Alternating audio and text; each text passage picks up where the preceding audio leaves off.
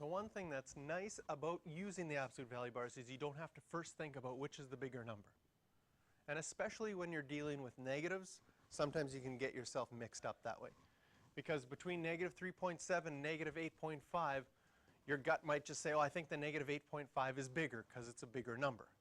Even though on your number line, negative 3.7 is farther to the right than negative 8.5. If you wanted to use your absolute value bars, it doesn't matter which one you put first. So if I want to find the distance between negative 3.7 and negative 8.5, it doesn't matter which one I put first. Now there's order of operations for absolute value. The absolute value we saw when there was just one number in there, it made it positive. But when there's more than one thing to do inside of an absolute value, we always have to do all the operations inside the absolute values first until we get a single number. And once we get that single number, then that's when we make it positive. So right now, I would go to my calculator like normal. I have negative 3.7 minus bracket negative 8.5. I would do the math inside the absolute value first until I get a single number. Comes out to be 4.8. So I'm going to keep my absolute value bars and I'm going to write 4.8 inside of them because I've done the math inside. And then the absolute value of 4.8 is 4.8.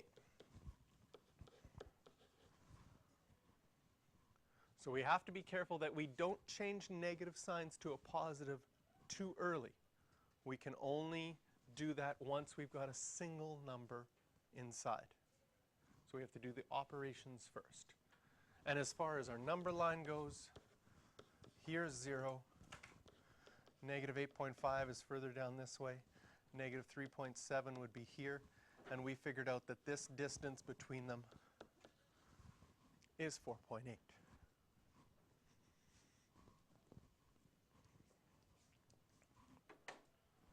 For part B, we've got some mixed numbers. Again, it doesn't matter which one you put in first. One of the nice things about the absolute value and figuring out the distance between them, doesn't matter which one you put first, because once you do the absolute value bars, and I sometimes like to make mine in my notes a little bit longer, just so they look different than a 1. So you can tell later. Now, if you were asked to do this without a calculator, how do you subtract fractions? Find a common denominator. Do I have to do anything to these mixed numbers first? Make them into improper fractions. Does that ring a bell? So this one, 4 2/3. 4 2/3, well, 3 times 4 is 12, plus 2 makes 14 over 3. Minus a negative will be plus. And 5 times 5 is 25, plus 3 is 28 over 5. So first, I'll change them to improper fractions.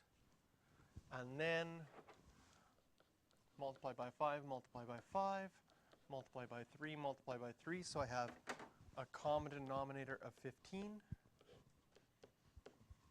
15 times 4 is 70.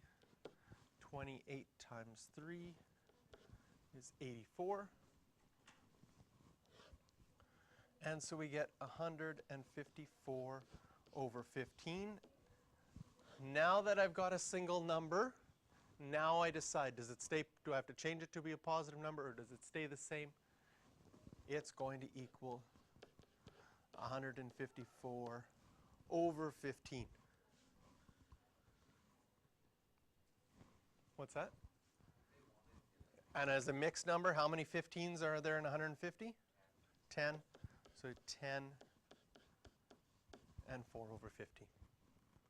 And we could show this on a number line as well.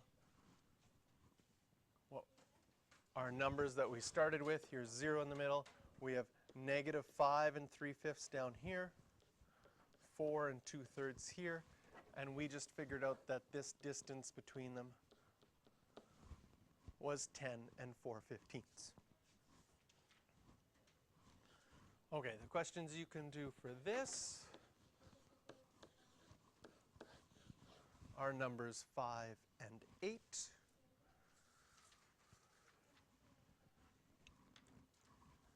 And I'll give you 10 minutes to work on those first things, and then we'll, or 5 or 10 minutes,